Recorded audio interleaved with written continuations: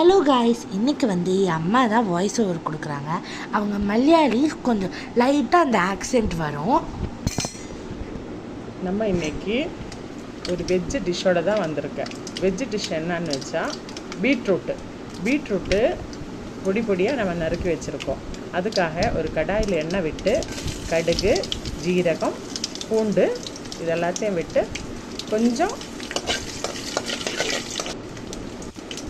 வதங்கின பிறகு அதுக்குள்ளே பொடியாக நறுக்கி வச்ச வெங்காயத்தை போடவும்.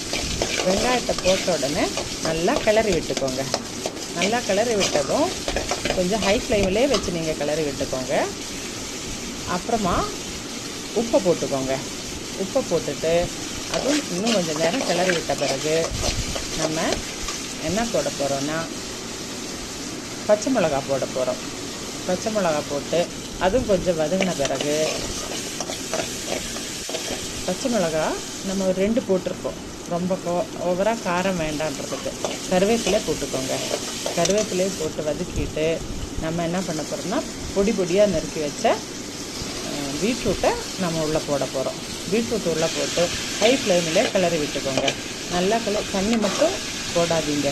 அந்த ஹை ஃப்ளேமில் வெந்த பிறகு ஒரு மூடி வச்சு நல்லா ஹை ஃப்ளேமில் மூடி வச்சுக்கோங்க.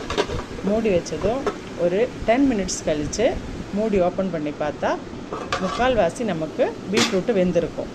பீட்ரூட்டு வெந்த பிறகு கிளறி விட்டுட்டு கொஞ்சமாக நம்ம திருவின தேங்காயை தான் அடுத்ததான் நம்ம என்ன பண்ண போகிறோன்னா திருவின தேங்காய் தான் உள்ளே போட போகிறோம். தேங்காயம் போடுறோன்னா பீட்ரூட்டுக்கு நல்ல ஒரு டேஸ்ட்டை கொடுக்கும் அந்த தேங்காய்.